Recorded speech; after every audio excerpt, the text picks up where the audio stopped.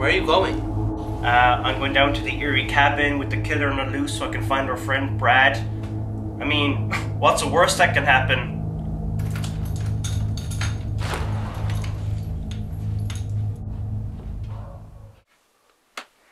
Brad? Get in here, buddy?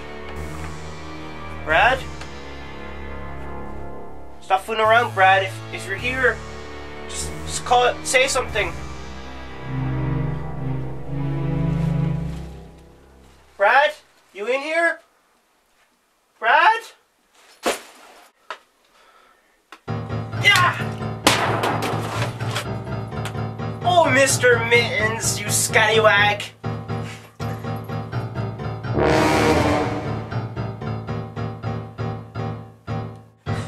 You gave me a fright there.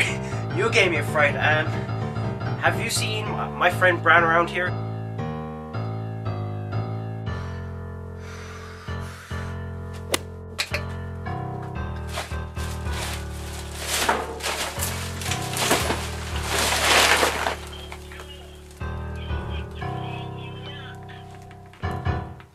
Welcome friends to Blogging It Up. My name is Robert and this is my review of Friday the 13th, the remake.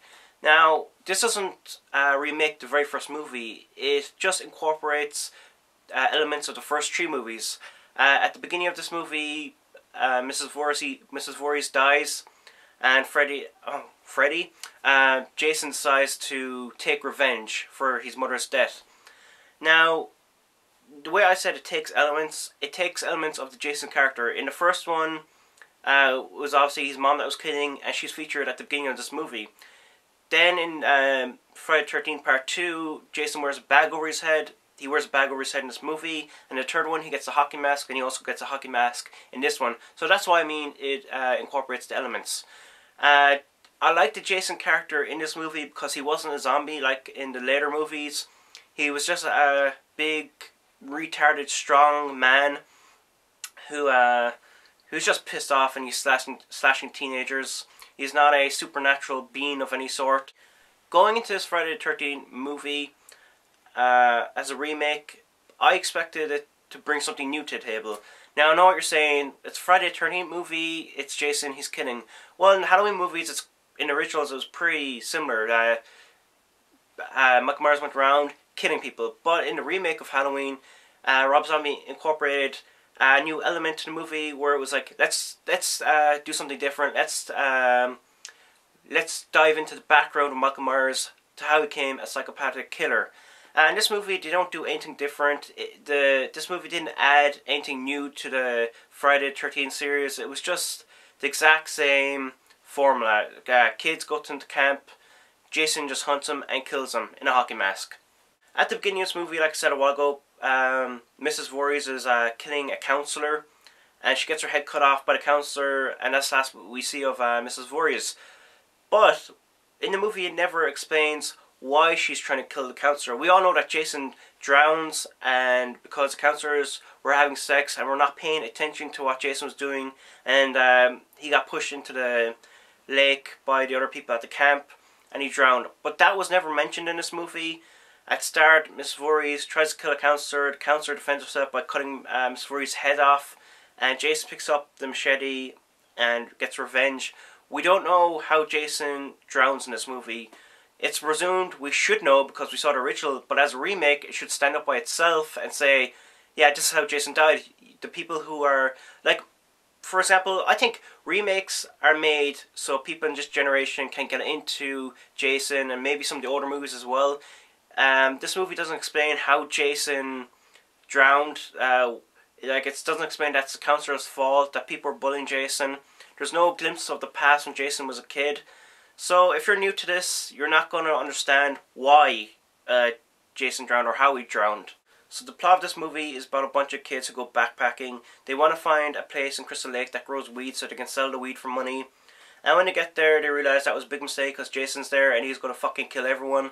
In which he does, but one woman survives, and 6 weeks later, her brother is going back to Crystal Lake to look for her. Jason has her tied up in some little dungeon underneath the ground or something, and he doesn't kill her because she resembles his mom somehow. the most important question.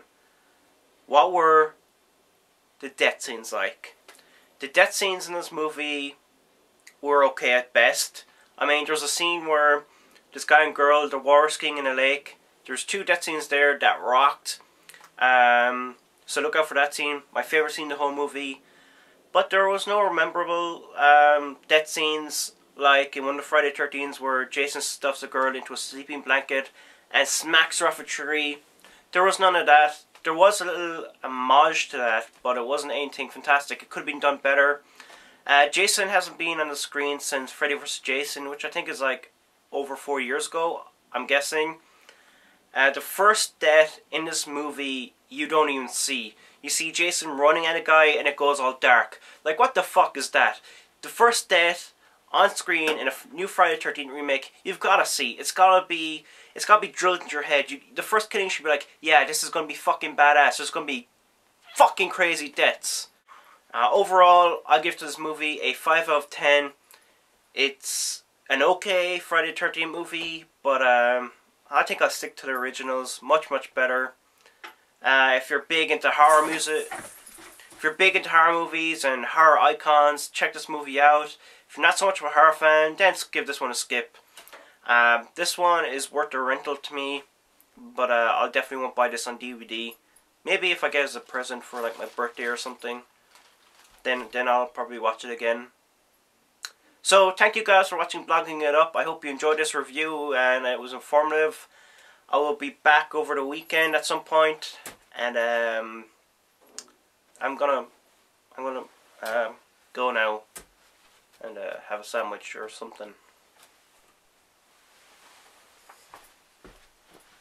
Yeah, I gotta turn this off.